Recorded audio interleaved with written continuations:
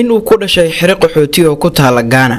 maantana uu ciyaaro kooxda Bayern Munich in lacagii ugu badnaa loogu soo iibsaday horyaalka dalka Mareykanka in markii uu bilowday dagaalkii labaad ee Liberia waalidkiisa ay u qaxeen dalka Ghana warbixintan waxaan ku qaadaa dhigi doonaa qiso xanuun badan oo ku qatanta xidiga kooxda Bayern Munich Alphonso Davies fadlan haddii aad ku cusub tahay channelka subscribe dheh oo gambaleelka furo si aad u hesho xogaha aan halkan soo gelino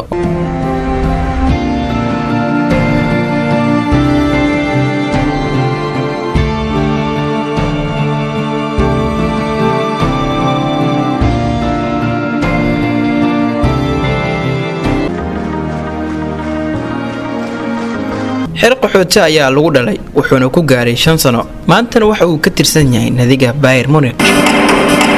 Alphonso Davies FC Bayern Munich. Alphonso Davies ayaa lacagihii ugu badnaa abid ee lagu iibsado laacibka ciyaaro horyaalka MLS ka dalka Mareykanka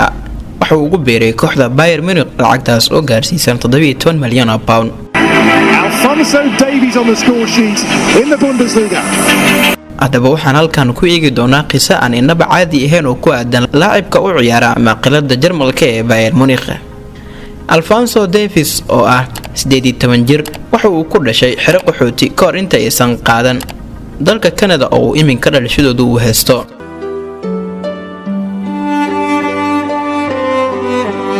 Waxay ahayd socdaal cajiiba waxa uu sanadkii 2000 ku dhashay xiriq qaxooti oo ku taala dalka Ghana. markii uu bilowday dagaalkii labaad ee dalka Liberia labadiisa waalid ee Victoria iyo Debeha Davies ayaa ka soo qaxay dhulkooda waa inaad meedad ka talaabsataa si aad u soo baxdo oo aad cunto u hesho waxa sida yiri hooyada dhashay ciyaaryahan Alphonso Davies aad ay u adkeed qatar ayay ahayd sidoo kale waxa sida yiri aabihiisa oo ka hadlaya xirada ay ku noolaayeen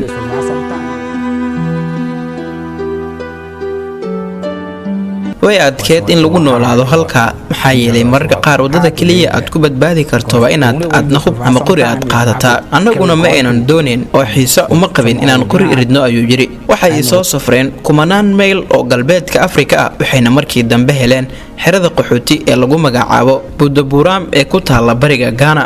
canugoodii carudka ahaa ee Alphonso Davies ayay ku dhaleen xirada qaxootiga 2 bishii November sanadkii 2000 shantii sano ee ugu horeysay noloshiis waxa uu Davies ku soo qaatay xirada Budaburam ee ku taala Ghana yeelkeeda waxay markii dambe ay ku baaseen waraysiga laga qaaday waxaana loo qaaday Edmonton oo ah magaalo ku taala dalka Canada Alphonso waxa laga diiwaangeliyay iskuul lagu barto kubadda cagta oo bilaash ah waxaana soo arkooday koox lagu magacaabo White Caps 2 sano ka hor markii uu 15 jir ahaa waxaa loo gacan geliyay kulankiisii ugu horeeyay ee xirfadlanimo ee kooxda labaad ee White Caps FC bil kadibna waxa uu dhaliyay goolkiisii ugu horeeyay sanado kadib tababaraha kooxda koowaad ee White Caps Carlo Robinson ayaa Alphonso Davies siiyay fursadii ugu horeeyay ee uu kaga soo muuqdo horyaalka heerka koowaad ee MLS ka dalka Mareykanka wuxuu noqday laacibkii labaad ee ugu yaraa horyaalka MLS kadib Freddie Adu